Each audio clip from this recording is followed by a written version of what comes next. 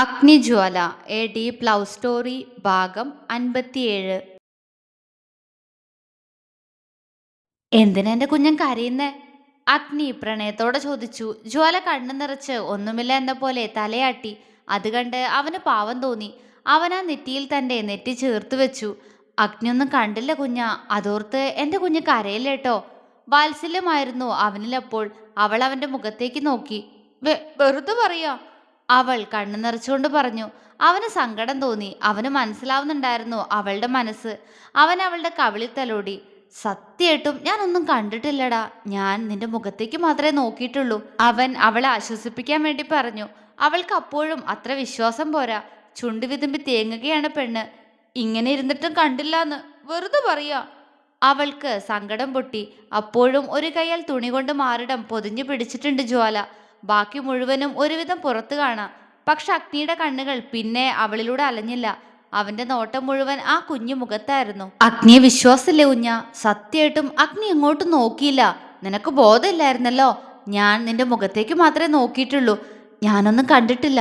ഇനി അതോർത്ത് കരയല്ലേ, എനിക്ക് സങ്കടം വരുന്നടി. അവന്റെ സ്വരമിടറി. എന്തുകൊണ്ടോ ആ വേദനയിൽ അവളുടെ ഹൃദയം ഒന്ന് നൊന്തു. അവൾ അവന് നേരെ കൈനീട്ടി. അഗ്നി അവളുടെ മുഖത്തേക്ക് സംശയത്തോടെ നോക്കി. സത്യം ചെയ്യ്, എന്നെ തൊട്ട് സത്യം ചെയ്യൊന്നും കണ്ടില്ലാന്ന് അവൾ തേങ്ങിക്കൊണ്ട് പറഞ്ഞു. അഗ്നി ആകെ ധർമ്മസങ്കടത്തിലായി. കണ്ടത് അവളെ മുഴുവനായും.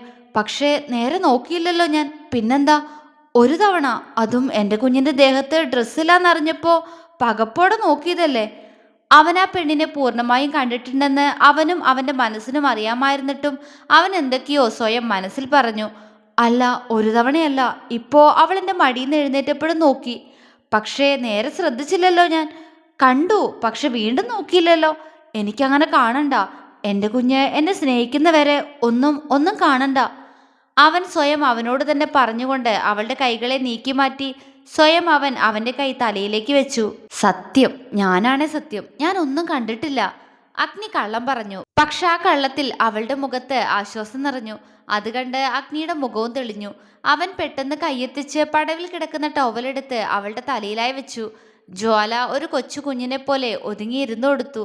അഗ്നി അവളുടെ തല തുവർത്തി കൊടുത്തു. അത്രയും നേരമുണ്ടായിരുന്ന സങ്കടം മാറി. അവളുടെ കണ്ണുകൾ വിടർന്നു. അവന് മുന്നിൽ താനിപ്പോഴും എങ്ങനെയാണ് ഇരിപ്പെന്ന് അവൾ മറന്നുപോകുന്നു. അഗ്നിയുടെ കണ്ണിലേക്ക് തന്നെ ഉറ്റുനോക്കിയവൾ. ജലദോഷം വരൂല്ലോ കുഞ്ഞ, ആകെ നനഞ്ഞു. ആകുലതയായിരുന്നു അവന്റെ ശബ്ദത്തിൽ. ജ്വാല മിണ്ടിയില്ല. അവൻ തല തുവർത്തി അവളുടെ നഗ്നമായ ഇടുപ്പിലൂടെ കൈ ചുറ്റി എഴുന്നേറ്റ് നിന്നു. ജ്വാലയ്ക്ക് അവനിൽ നിന്നും അകന്നു നിൽക്കാൻ പേടി തോന്നി. കാരണം നനഞ്ഞ തുണി കൊണ്ട് മുൻവശം മാത്രമേ പൊതിഞ്ഞിട്ടുള്ളൂ. അവൾ അവനിലേക്ക് കൂടുതലായി ഒട്ടി. അല്ലെങ്കിൽ ഒരുവിധം ഹൃദയത്തെ അടക്കിയ ചെക്കന്റെ നിയന്ത്രണം പിന്നെയും തെറ്റിക്കും അവള്. നെഞ്ചു വിറച്ചപ്പോഴും അഗ്നിക്ക് അവളുടെ അവസ്ഥ മനസ്സിലായി. കുഞ്ഞ, അത്രമേൽ വാത്സല്യം തുളുമ്പുന്ന സ്വരം. ജ്വാല അവന്റെ മുഖത്തേക്ക് നോക്കി. എന്റെ കണ്ണിലേക്ക് നോക്കൂ കുഞ്ഞ, അവൻ പതിഞ്ഞ ശബ്ദത്തിൽ പറഞ്ഞു. ജ്വാലയുടെ കണ്ണുകൾ അവന്റെ പൂച്ചക്കണ്ണുകളിൽ മാത്രമായി തങ്ങി നിന്നു. അവന്റെ തലമുടിയിൽ നിന്നും ഒഴുകുന്ന വെള്ളം അവളുടെ കണ്ണിലും മൂക്കിൻ തുമ്പിലുമായി തട്ടിത്തെറിക്കുന്നുണ്ട്. ജ്വാല കൗതുകത്തോടെ അതിൽ മാത്രം ശ്രദ്ധ പതിപ്പിച്ചു നിന്നു. എന്നാൽ അവളുടെ ശ്രദ്ധ തന്റെ കണ്ണുകളിൽ കുടുങ്ങിയ നിമിഷം അഗ്നി ജ്വാല പോലും അറിയാതെ അവളിൽ നിന്നും അവൾ ശരീരം പൊതിഞ്ഞു പിടിച്ച മുണ്ട് വലിച്ചെടുത്തു. അതെടുത്ത് അവൾക്ക് മാർക്കച്ച ചുറ്റി കൊടുക്കുമ്പോഴും ജ്വാല ഒന്നും അറിഞ്ഞിരുന്നില്ല. പക്ഷെ മാർക്കച്ച അവളുടെ മാറിലേക്ക് ഇറക്കി അവൻ കുത്തിക്കൊടുത്തതും പെട്ടെന്ന് അവൾ ഞെട്ടി. പോയി ഡ്രസ്സ് മാറിയിട്ട് വാ, അത് കണ്ട് അവൻ പറഞ്ഞു. പക്ഷേ ആ സ്വരം വിറച്ചതായിരുന്നു. ജ്വാല ഏതോ ലോകത്തിൽ നിന്നെന്ന പോലെ തലയാട്ടിക്കൊണ്ട് അവളുടെ ശരീരത്തിലേക്ക് നോക്കി. അവളുടെ ചുടികൾ വിടർന്നു. അവൾ പതിയെ പടവിൽ നിന്നും അവളുടെ വസ്ത്രങ്ങളെടുത്ത് മറപ്പുരയിലേക്ക് നടന്നു. ഞാൻ വരണോ കുഞ്ഞ, നടക്കാൻ പ്രശ്നമുണ്ടോ? അവൻ ആകുലതയോടെ ചോദിച്ചു. ഇല്ല, ഞാൻ പൊക്കോളാം. അഗ്നി തല തുവർത്ത്. അത്രയും പറഞ്ഞുകൊണ്ട് അവൾ ടവൽ അവന്റെ കയ്യിലേക്ക് വെച്ചു കൊടുത്ത് അവിടെ നിന്നും പോയി. അഗ്നിയുടെ ചുണ്ടിൽ ചിരിമിന്നി. എന്നാൽ അടുത്ത നിമിഷം ആ കണ്ണുകൾ വീണ്ടും രക്തവർണമായി. സുരഭി, അവന്റെ പല്ലുകൾ മുറുകി. അവള് വസ്ത്രം മാറി വന്നപ്പോഴേക്കും അഗ്നി അവന്റെ വസ്ത്രങ്ങളെല്ലാം അഴിച്ചു പിഴിഞ്ഞ് വീണ്ടും ഇട്ടിരുന്നു. ജ്വാല അവനെ തന്നെ നോക്കി നിന്നു. അവളുടെ വസ്ത്രത്തിലും നനവുണ്ട്. അഗ്നി അവളുടെ അടുത്തേക്ക് വന്നു. പോയാലോ? അവൾ മൂളി. അഗ്നി പെട്ടെന്ന് അവളെ ഇരു കൈകളിലുമായി കോരിയെടുത്തു. ജ്വാല പിടച്ചിലോടെ അവനെ നോക്കി. നടക്കണ്ടാട്ടോ, ക്ഷീണുണ്ട് നിനക്ക്. അവൻ സ്നേഹത്തോടെ പറഞ്ഞു. ജ്വാല പുഞ്ചിരിയോടെ തലയാട്ടി അവന്റെ നെഞ്ചിൽ മുഖം പൂഴ്ത്തി അവനെ ചുറ്റിപ്പിടിച്ചു കിടന്നു. പക്ഷേ മുകളിലേക്കുള്ള പടവുകൾ കയറുന്ന അഗ്നിയുടെ കണ്ണുകളിൽ ആ നിമിഷം പ്രണയമായിരുന്നില്ല. അഗ്നി, സകലതും ചുട്ടരിക്കാൻ പാകത്തിനുള്ള അഗ്നി. ജ്വാലയും കൈകളിലെടുത്തുകൊണ്ട് വരുന്ന അഗ്നിയെ കണ്ട് പൊന്നു സിറ്റൗട്ടിൽ നിന്നും പെട്ടെന്ന് മുറ്റത്തേക്ക് ഓടിയിറങ്ങി. അയ്യോ, ജ്വാലയ്ക്ക് എന്തു പറ്റി അഗ്നിയേട്ടാ? അവൾ ആകുലതയോടെ അവനോട് ചോദിച്ചു. തറപ്പിച്ചൊരു നോട്ടമായിരുന്നു അതിന് അഗ്നിയുടെ മറുപടി. പൊന്നുവിന്റെ കണ്ണു നിറഞ്ഞു. ജ്വാല അവളുടെ മുഖത്തേക്ക് നോക്കി. എനിക്കൊന്നുമില്ല പൊന്നു, അഗ്നി വെറുതെ എടുത്തതാ. ക്ഷീണം നിറഞ്ഞ സ്വരത്തോടെ അത്രയും പറഞ്ഞപ്പോഴേക്കും അഗ്നി അവളുമായി സിറ്റൗട്ടിലേക്ക് കയറിയിരുന്നു. അപ്പോഴാണ് തിണ്ണയിലിരിക്കുന്ന കിച്ചുവിനെയും അവന്റെ അരികിൽ ഇരുന്നു കൊണ്ട് അവന്റെ വസ്ത്രങ്ങളെല്ലാം പാക്ക് ചെയ്യുന്ന അംബികയും അഗ്നി കണ്ടത്. ചുറ്റും മറ്റുള്ളവരും ഉണ്ട്. പക്ഷെ അഗ്നിയുടെ കണ്ണുകൾ തിരഞ്ഞത് സുരഭിയായിരുന്നു. ഇല്ല, ഇവിടെ എങ്ങും അവളില്ല. അഗ്നിയുടെ പല്ലുകൾ മുറുകി. കിച്ചു അഗ്നിയുടെ കയ്യിൽ കിടക്കുന്ന ജ്വാലയെ തന്നെ നോക്കിയിരുന്നു. എല്ലാവരുടെ നോട്ടം തന്നിലാവുമെന്ന് ജ്വാലയ്ക്കും അറിയാമായിരുന്നു. അവള് ജാളിതയോടെ അഗ്നിയിൽ നിന്നൊന്ന് കുതറി നോക്കി. അടങ്ങി കിടക്കൂഞ്ഞ, അഗ്നി ശാസനയോടെ അവളോട് പറഞ്ഞു. ജ്വാല പെട്ടെന്ന് അവന്റെ നെഞ്ചിലേക്ക് മുഖമമർത്തി അവളുടെ മുഖം മറച്ചു പിടിച്ചു. മറ്റുള്ളവരുടെ നോട്ടം താങ്ങാൻ വയ്യ. അഗ്നി അവളുമായി അകത്തേക്ക് നടന്നു. അപ്പോഴും പൊന്നു ആകുലതയോടെ അവരെ നോക്കുന്നുണ്ടായിരുന്നു. കിച്ചുവിന്റെ നോട്ടം പൊന്നുവിലേക്ക് നീണ്ടു സംശയത്തോടെ. അവൾക്ക് അവൾക്ക് എന്തു പറ്റി? അവൻ നീരുവെച്ച വാ കഷ്ടപ്പെട്ട് തുറന്നുകൊണ്ട് പൊന്നുവിനോട് ചോദിച്ചു. അവന്റെ കയ്യിലും കാലിലുമെല്ലാം പ്ലാസ്റ്റർ ഇട്ടിട്ടുണ്ട്. പൊന്നു അവനെ നോക്കി. അറിയില്ല, കുളിക്കാൻ പോയതാ ഞാനും അവളും കൂടി. കുളത്തില് ഞാൻ കുളിച്ചിട്ട് പോന്നു. അവളെ ഇപ്പൊ അഗ്നിയേട്ടനാ കൊണ്ടുവരുന്നത്. അവൾക്ക് എന്തോ പറ്റിയിട്ടുണ്ട്. കണ്ണിലൊക്കെ ഒരു ക്ഷീണം. കണ്ണു നിറച്ച് ഇടർന്ന സ്വരത്തോടെ പറഞ്ഞുകൊണ്ട് പൊന്നു തൂണിലേക്ക് ചാരി നിന്നു. അപ്പോഴും എല്ലാവരുടെയും ഓർമ്മയിൽ ടെൻഷൻ നിറഞ്ഞ മുഖത്തോടെ അല്പം മുൻപ് അകത്തേക്ക് ഓടിപ്പോയ സുരഭിയുടെ മുഖമായിരുന്നു. പൊന്നുവിന്റെ കണ്ണുകൾ നിറഞ്ഞൊഴുകി. സുരഭി അവളെ എന്തോ ചെയ്തിട്ടുണ്ടെന്ന കാര്യത്തിൽ പൊന്നുവിന് ഇപ്പോൾ സംശയമൊന്നും ഉണ്ടായിരുന്നില്ല. എന്റെ തെറ്റാ, ഞാൻ അവളെ തനിച്ചാക്കി പോരരുതായിരുന്നു. അവളെ മനസ്സിൽ പറഞ്ഞുകൊണ്ട് കണ്ണുകൾ ഇറുക്കിയടച്ചു. മിഴിനീർ ഒഴുകിയിറങ്ങി. അരുന്ധതി, സൗബിയും രാജനും പരസ്പരം ടെൻഷനോടെ നോക്കി. സുരഭി അവള് കുളത്തിന്റെ ഭാഗത്തുനിന്നാ വന്നേ. അങ്ങനെയെങ്കിൽ അവള് ജ്വാല എന്തെങ്കിലും ചെയ്തിട്ടുണ്ടെങ്കിൽ ഇനി അഗ്നി അവൾ എന്തൊക്കെ ചെയ്യും? അത്രയും ഓർക്കവേ രാജനൊരു ഉൾക്കിടലം അനുഭവപ്പെട്ടു. അഗ്നി ജ്വാലയെ ബെഡിലിരുത്തി അലമാര തുറന്ന് അവൾക്ക് ആവശ്യമുള്ള വസ്ത്രങ്ങളെല്ലാം എടുത്ത് അവളുടെ മടിയിലേക്ക് വെച്ചു കൊടുത്തു. ജ്വാല അവനെ സംശയത്തോടെ നോക്കി. പോയി ഡ്രസ്സ് ഇട്ടിട്ട് വാ, നനഞ്ഞ ഡ്രസ്സ് ഇടണ്ട. അവൻ പറഞ്ഞതും അവൾ തലയാട്ടിക്കൊണ്ട് ഡ്രസ്സെല്ലാം കയ്യിലെടുത്ത് ബാത്റൂമിലേക്ക് നടന്നു. അവൾ വരുമ്പോഴേക്കും അഗ്നി അവന്റെ ഡ്രസ്സും അഴിച്ചുമാറ്റി വേറെ ഡ്രസ്സ് എടുത്തിട്ടിരുന്നു. ജ്വാല ബാത്റൂമിൽ നിന്നും ഇറങ്ങുമ്പോൾ അഗ്നി ബെഡിലിരിക്കുകയാണ്. അവൾ അവനടുത്തേക്ക് വന്നിരുന്നു. അഗ്നി അവൾ ഒരു കൈകൊണ്ട് ചേർത്ത് പിടിച്ചു. ഇപ്പൊ എങ്ങനെയുണ്ട് കുഞ്ഞ? അവൻ വാത്സല്യത്തോടെ ചോദിച്ചു. കുഴപ്പമില്ല അഗ്നി, പക്ഷേ ഉറക്കം വരുന്നെനിക്ക്. ആണോ? എന്നാ കുറച്ച് സമയം ഉറങ്ങിക്കോ, അവൻ പറഞ്ഞു. അത് വേണ്ട, ഈ സമയത്ത് എങ്ങനെ ഉറങ്ങാനാ?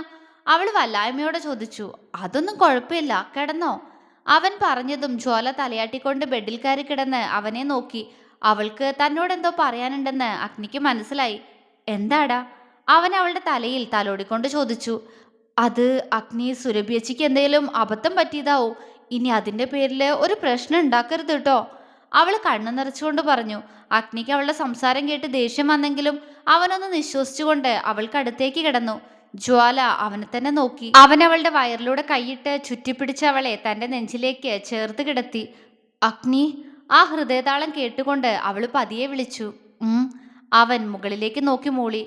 ഞാൻ പറഞ്ഞത് കേട്ടോ? അവള് പതിയെ ചോദിച്ചു. കേട്ടു, അവൻ താല്പര്യമില്ലാത്തതുപോലെ പറഞ്ഞു. എന്നിട്ട് മറുപടി? അവൾ അവനെ നോക്കി അല്പം ഭയത്തിൽ ചോദിച്ചു. നിനക്കപ്പോ എന്തെങ്കിലും സംഭവിച്ചിരുന്നെങ്കിലോ? ഞാൻ വരാൻ അല്പം കൂടി താമസിച്ചിരുന്നെങ്കിലോ? അഗ്നി അവളെ നോക്കാതെയാണ് അത് ചോദിച്ചത്. പക്ഷെ ആ നിമിഷം ഓർത്തതും അവന്റെ നെഞ്ചൊന്ന് പിടച്ചു. അഗ്നി, അവളിൽ ഇടർച്ച. സുരഭി ചെയ്തത് ശരിയാണോ അതോ തെറ്റാണോ കുഞ്ഞ? അവൻ അവളുടെ മുഖത്തേക്ക് നോക്കി. തെറ്റാ, അവള് പറഞ്ഞു. അപ്പോ തെറ്റാണെന്ന് എന്റെ കുഞ്ഞനെ അറിയാലേ. അവനിൽ ഗൗരവമാണ്. അവൾ അവനെ പേടിയോടെ നോക്കി. അഗ്നി, പക്ഷെ ചേച്ചി. മതി കുഞ്ഞ, അവള് പറഞ്ഞു മുഴുവനാക്കും മുന്നേ അഗ്നി ഗൗരവത്തോടെ അവളെ തടഞ്ഞു. അവൾ അവനെ കണ്ണു നിറച്ചു നോക്കി. അഗ്നി അവളുടെ നെറ്റിയിൽ അമർത്തി ചുംബിച്ചു. തെറ്റ് ചെയ്തവർക്ക് അതിനുള്ള ശിക്ഷ എന്നായാലും കിട്ടും കുഞ്ഞ. ആയിക്കോട്ടെ, പക്ഷെ അഗ്നിയൊന്നും ചെയ്യല്ലേ, എനിക്ക് പേടിയാ. അവൾ തേങ്ങിക്കരഞ്ഞു. അഗ്നിക്ക് പാവം തോന്നി. ഇല്ല, ഞാനൊന്നും ചെയ്യില്ല. സത്യം? അവൾ അവനെ നോക്കി ചോദിച്ചു. സത്യം, ഉറങ്ങിക്കോ, നല്ല ക്ഷീണുണ്ട് നിനക്ക്. അവൻ അവളുടെ കണ്ണുകളിലേക്ക് നോക്കി പറഞ്ഞു. ജ്വാല സമാധാനത്തോടെ മൂളിക്കൊണ്ട് പതിയെ കണ്ണുകൾ അടച്ചു. അപ്പോഴും തന്നോട് ചേർന്ന് കിടക്കുന്നവനിലെ ദേഷ്യം അവൾ അറിഞ്ഞിരുന്നില്ല. അല്പനേരത്തിന് ശേഷം അവൾ ഉറങ്ങിയെന്ന് മനസ്സിലായതും അഗ്നി പതിയെ അവൾക്കരികിൽ നിന്നും എഴുന്നേറ്റു. നിഷ്കളങ്കമായി ഉറങ്ങുകയാണ് ജ്വാല. ആ മുഖത്തേക്ക് തന്നെ നോക്കിയിരിക്കവേ കുറച്ചു നേരം മുന്നേ താൻ അനുഭവിച്ച ഹൃദയവേദന അഗ്നി വീണ്ടും അറിഞ്ഞു. അവൻ കണ്ണുകൾ ഇറുക്കി അടച്ചു തുറന്നു. കണ്ണുകളിൽ ദേഷ്യം, അതെ, സുരഭിയെ കൊല്ലാനുള്ള ദേഷ്യം അവനിൽ നിറഞ്ഞിരിക്കുന്നു. അഗ്നി ഉടുത്ത മുണ്ടൊന്ന് മടക്കി കുത്തി ടേബിളിൽ വെച്ചിരിക്കുന്ന അവന്റെ ബെൽറ്റ് വലിച്ചെടുത്തു. അവന്റെ ചുണ്ടുകളിൽ ക്രൂരമായൊരു പുഞ്ചിരി വിരിഞ്ഞു. അഗ്നി ജ്വാലയെ ഒന്നുകൂടി ഒന്ന് നോക്കിക്കൊണ്ട് ശബ്ദമുണ്ടാക്കാതെ ഡോറ് പുറത്തേക്ക് അടച്ച് മുന്നോട്ട് നടന്നു. കൈകൾ പുറകിലേക്ക് കെട്ടിയിട്ടുണ്ട്.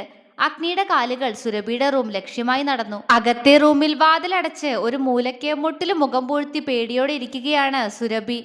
ജ്വാലയെ വെള്ളത്തിലേക്ക് തള്ളിയിടാൻ തോന്നിയ നിമിഷത്തെ അവൾ സ്വയം പഴിച്ചു. തലേന്ന് അമ്മ പറഞ്ഞതാ കിച്ചോട്ടൻ അവളെക്കുറിച്ച് എന്തോ മോശമായി സംസാരിച്ചതുകൊണ്ടാ അഗ്നി കിച്ചോട്ടനെ അടിച്ചതെന്ന്. അതും അടിക്കുകയാണോ ചെയ്ത്? അല്ല, മൃഗീയമായി ദ്രോഹിച്ചിരുന്നു. എന്നിട്ടും ഞാൻ. സുരഭിയുടെ കണ്ണുകളിൽ ഭയം നിറഞ്ഞു. ജ്വാലയെക്കുറിച്ച് മോശം പറഞ്ഞ കിച്ചുവിന് അതുപോലൊരു ശിക്ഷ അഗ്നി കൊടുത്തെങ്കിൽ അവളെ കൊല്ലാൻ നോക്കിയ തന്നോടവൻ എങ്ങനെ പ്രതികരിക്കുമെന്ന് സുരഭിക്ക് ചിന്തിക്കാൻ പോലും സാധിക്കുന്നുണ്ടായിരുന്നില്ല. പേടികൊണ്ട് താനിപ്പോൾ മരിച്ചു പോകുമോ എന്ന് പോലും അവൾക്ക് തോന്നി. അങ്ങനെയെങ്കിൽ അതായിരിക്കും നല്ലതെന്ന ചിന്ത പോലും അവളിൽ നിറഞ്ഞു. എങ്കിലും അഗ്നിയെ കാണാൻ വയ്യ. അവളുടെ ശരീരം വിറച്ചു. പക്ഷെ ഇത്ര സമയമായിട്ടും അഗ്നിയുടെ ശബ്ദമൊന്നും കേൾക്കാതിരുന്നതും അവൾക്ക് നേരിയ ഒരു ആശ്വാസം തോന്നി. അവൻ ചിലപ്പോ എന്നോട് ക്ഷമിച്ചിരിക്കും. അല്ലെങ്കിലും ഒരു പുരുഷനെ ദ്രോഹിച്ചതുപോലെ ഒരിക്കലും അഗ്നി എന്നെ ചെയ്യില്ല. സുരഭി സ്വയം ആശ്വസിക്കാൻ ശ്രമിച്ചു. പക്ഷേ അടുത്ത നിമിഷം വാതിലിൽ തട്ടുന്ന ശബ്ദം കേട്ട് അവൾക്കുള്ളിലൂടെ ഒരു മിന്നൽ പാഞ്ഞുപോയി. വീണ്ടും വീണ്ടും തട്ടുന്നു. അവൾ പേടിയോടെ നിലത്തു നിന്നും എഴുന്നേറ്റ് നിന്നു. വാതിലിലെ തട്ടുന്ന ശബ്ദം കൂടിക്കൂടി വരുന്നു. ആരാ? അവൾ വിക്കിക്കൊണ്ട് ചോദിച്ചു. അഗ്നിയ, വാതിൽ തുറക്കു സുരഭി. ഒട്ടും മയമില്ലാത്ത അവന്റെ സ്വരം. സുരഭി ഞെട്ടിവിറച്ചു. വാ അറിയാതെ കൈകൊണ്ട് പൊത്തിപ്പിടിച്ചു. സുരഭി, നിന്നോട് കതക് തുറക്കാനാ പറഞ്ഞേ ഞാൻ. എനിക്ക് നിന്നോട് സംസാരിക്കാനുണ്ട്. അവന്റെ ശബ്ദം വീണ്ടും ഉയർന്നു. സുരഭിക്ക് പേടി തോന്നിയെങ്കിലും ഇനിയും വാതിൽ തുറക്കാതിരുന്നാൽ ഒരുപക്ഷെ ഇത് വലിയൊരു പ്രശ്നമായേക്കാമെന്ന് അവൾക്ക് തോന്നി. അവളുടെ കൈകൾ വാതിൽക്കലേക്ക് നീണ്ടു. നീ തുറക്കുന്നോ അതോ ഞാൻ ഈ വാതിൽ ചവിട്ടി തുറക്കണോ? അവന്റെ ദേഷ്യം മൊത്തം ആ വാക്കുകളിൽ ഉണ്ടായിരുന്നു. സുരഭിയുടെ കൈകൾ വാതിലിന്റെ കുറ്റി മാറ്റിയതും അഗ്നി ആ വാതിൽ തള്ളി തുറന്നു. മുന്നിൽ നിൽക്കുന്ന അഗ്നിയെ അവൾ പകപ്പോടെ നോക്കി. കണ്ണുകൾ കലങ്ങിച്ചുവന്ന് മുഖം ഒന്നാകെ വലിഞ്ഞു മുറുകി അവൻ. അഗ്നിദേവ്. സുരഭിയുടെ കാലുകൾ പേടിയോടെ പുറകിലേക്ക് പോയി. അഗ്നി അകത്തേക്ക് കയറി അവളുടെ ബെഡിലായിരുന്നു. സുരഭി അവനെ പേടിയോടെ നോക്കി. തല താഴ്ത്തിയിരിക്കുകയാണ് അഗ്നി. അഗ്നിയേട്ടാ, അവൾ പേടിയോടെ വിളിച്ചു. അഗ്നി അവളെ മുഖമുയർത്തി നോക്കി മനോഹരമായി പുഞ്ചിരിച്ചു. സുരഭി അവനെ അത്ഭുതത്തോടെ നോക്കി. അറിയാതെ അവളുടെ ചുണ്ടുകളും വിടർന്നു വന്ന നിമിഷം അവന്റെ ചുണ്ടിലെ ചിരി ക്രൂരമാവുന്നത് അവൾ കണ്ടു. കണ്ണു തുറച്ച് അവനെ നോക്കി നിന്നുപോയി സുരഭി. അടുത്ത നിമിഷം അവൻ പുറകിൽ നിന്നും തന്റെ കൈകൾ മുന്നിലേക്ക് കൊണ്ടുവന്നു. സുരഭി അവന്റെ കൈകളിലേക്ക് നോക്കി. കണ്ണുകൾ പ്രേതത്തെ കണ്ടാൽ എന്ന പോലെ തുറച്ചുപോയി. അഗ്നി അവളെ നോക്കിക്കൊണ്ട് തന്നെ അവന്റെ കയ്യിലുള്ള വണ്ണമുള്ള ബെൽറ്റ് അവൻ അരികിലായി വെച്ചു. സുരഭിയുടെ കണ്ണുകൾ നിറഞ്ഞൊഴുകി. ഭയം. അവളുടെ കാലുകൾ അവിടെ നിന്നും ഓടിയൊളിക്കാൻ ധൃതി കൂട്ടി. പക്ഷേ ചലിക്കുന്നില്ല. അഗ്നിയേട്ടാ, എനിക്കൊരു അവളെന്റെ ആരാന്ന് അറിയോ സുരഭിക്ക്? അവൾ പറഞ്ഞത് മുഴുവനാക്കും മുന്നേ അഗ്നി ചോദിച്ചു. അഗ്നിയേട്ടാ. അവളുടെ സ്വരമിടറി. ചോദിച്ചതിനുള്ള മറുപടിയാ എനിക്ക് ആവശ്യം സുരഭി. അവൻ അവളുടെ മുഖത്തേക്ക് തന്നെ ദൃഷ്ടി ഊന്നി. അവളുടെ കണ്ണുകളിലെ ഭയം. അഗ്നിയുടെ ചുണ്ടുകൾ വിടർന്നുപോയി. ഒരിറ്റ് ദയയില്ല ആ കണ്ണുകളിൽ. കാരണം അവൻ അഗ്നിയാണ്. അവന്റെ പാതിയെ, അവന്റെ പ്രാണനെ ഇല്ലാതാക്കാൻ ശ്രമിച്ചവളോട് ക്ഷമിക്കാൻ കഴിയില്ല അവന്. മറുപടി പറയൂ സുരഭി. ജ്വാലേന്റെ ആരാന്ന് നിനക്കറിയാമോ? അവൻ ശാന്തമായി ചോദിച്ചു. അറിയാ. അവൾ വിറച്ച് വിറച്ചാണ് പറഞ്ഞത്. ആണോ? എങ്കിൽ പറ, ആരാ? ഭാര്യ, അഗ്നിയേട്ടന്റെ. അവള് പറഞ്ഞു. ആഹാ, അപ്പൊ അറിയാലേ. അപ്പൊ അടുത്തൊരു ചോദ്യം കൂടി. അതിനുകൂടി സുരഭി കറക്റ്റായിട്ട് ഉത്തരം തരണം കേട്ടോ. അവൻ പറഞ്ഞതും അവള് തലകുലുക്കി. അതായത് ജ്വാല എന്റെ വൈഫാ. അത് നീ പറഞ്ഞത് ശരിയാ. പക്ഷേ ഞങ്ങൾ ഇത്രയും ദിവസം ഇവിടെ ഉണ്ടായിട്ടും ഞാൻ എൻ്റെ പെണ്ണിനെ എങ്ങനെയാ നോക്കുന്നതെന്ന് നീ കണ്ടില്ലേ സുരഭി? അവൾ മൂളി. എങ്ങനെയാ? അതൂടി പറ. അവൻ പറഞ്ഞു. അത് അത് കുഞ്ഞുങ്ങളെ പോലെ. അവള് പറഞ്ഞു. ആണോ? ഞാൻ അങ്ങനെ നോക്കുന്നുണ്ട് അവളെ. ഉണ്ട്. എന്തിനാ അവൾ അങ്ങനെ അങ്ങനെ നോക്കുന്നേ? അവളത്ര കുഞ്ഞൊന്നല്ലല്ലോ. അപ്പോഴത്തെ സാഹചര്യം പോലും ഓർക്കാതെ അവൾക്കുള്ളിലെ വിഷം അവൾ അറിയാതെ പുറത്തു ചാടി. അഗ്നി അവളെ ഒന്ന് നോക്കി. അത് കണ്ടപ്പോഴാണ് താനിപ്പോൾ എന്താണ് പറഞ്ഞതെന്ന ബോധം അവൾക്ക് വന്നത്. അവള് പേടിയോടെ ഒന്ന് പിന്നിലേക്ക് ആഞ്ഞുപോയി. അഗ്നി അവളെ നോക്കി പുഞ്ചിരിച്ചു. അവളെനിക്കെൻ്റെ കുഞ്ഞിനെ പോലെ സുരഭി. അത്രയ്ക്കിഷ്ട എനിക്ക് അവളെ. അപ്പോ എന്റെ സ്നേഹം ഞാൻ അവൾക്ക് മുന്നിൽ മറച്ചു വെക്കുന്നത് എന്തിനാ? അവളിൽ സ്നേഹിക്കാൻ വേണ്ടി മാത്രം. ഒന്നുമില്ലാന്ന് പറഞ്ഞത് നിങ്ങൾ തന്നെയല്ലേ? അവള് ചീറി. അത് നിന്നെ ബോധ്യപ്പെടുത്തേണ്ട കാര്യം ഉണ്ടെന്ന് തോന്നുന്നില്ല സുരഭി.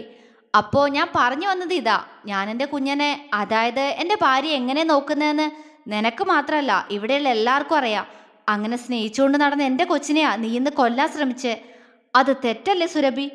അവന്റെ സ്വരം പെട്ടെന്ന് കടുത്തുപോയി. സുരഭി പകപ്പോടെ അവനെ നോക്കി. മറുപടി പറയടി. അഗ്നി ബെഡിൽ നിന്നും ബെൽറ്റ് വലിച്ചെടുത്ത് എഴുന്നേറ്റ് നിന്നു. സുരഭിക്ക് തന്റെ ദേഹം തളരുന്നത് പോലെ തോന്നി. അവളുടെ കാലുകൾ പിന്നിലേക്ക് ചലിച്ചു.